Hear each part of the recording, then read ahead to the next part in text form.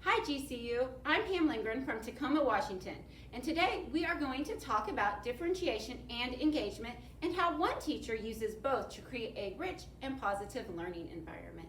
So please join me in welcoming third grade teacher, Miss Erica Yanni. Hello, Pam. Hi Erica, how are you today? I'm doing well. How are you? I am doing great. Thank you for joining us. We're so excited to hear about how you differentiate lessons and engage your students in your classroom. So we're just going to dive right in. First, can you define differentiation and how it relates to brain-based learning? Absolutely. So differentiation is when teachers accommodate or change the lesson to fit each student's individual needs. And this directly relates to something called personalized learning, where the pace and approach to learning is adjusted to fit each student. And some specific examples of this is using a variety of instructional approaches or changing the pace or even the sequence of how new learning is taught. Awesome. Thank you so much.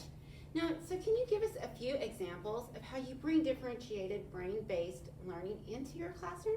Absolutely. So one thing I really like to do is give students choice. So whether they're showing their learning through a story or a picture, or even sometimes I have kids who prefer test.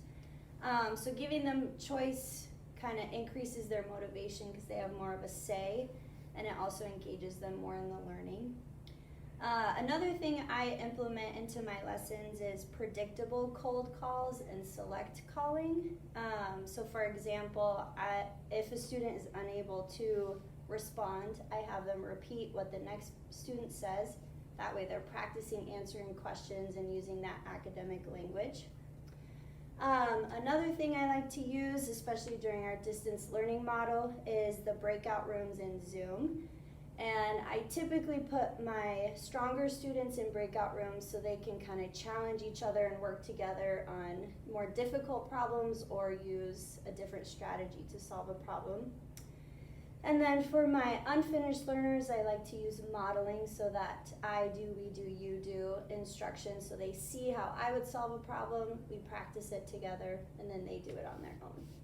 These are all some really great strategies, and I can't wait to see them in action. Thank you. Of course. Next, can you tell us what engagement is and how it relates to brain-based learning? Yeah, absolutely. So engagement to me is not just students engaging in the lesson, but their brains are on and activated. And then also just participating, and during the distance model, I look for participation, whether it's on a whiteboard or in the chat or showing me, like for math, numbers on their fingers or using arm motions for math. Awesome. Engagement is such an important factor in learning.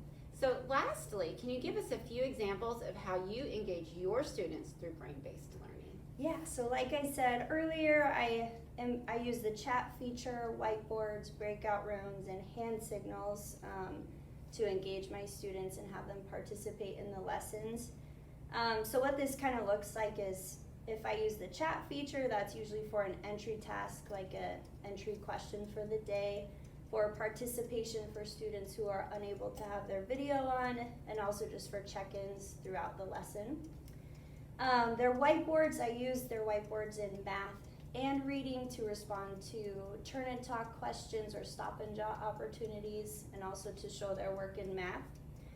And then the hand signals, so I like this one a lot. So they show me if they agree with each other, if they disagree, or if they have something to add on. And I find that almost all of my students like to participate using the hand signals to show that they're listening to me and each other. Wow, these are awesome, really great strategies and examples. And thank you so much for sharing how you differentiate lessons and engage your students through brain-based learning. And thank you for joining us. We can't wait to see you next time, Erica. Awesome, thank you for having me. Bye.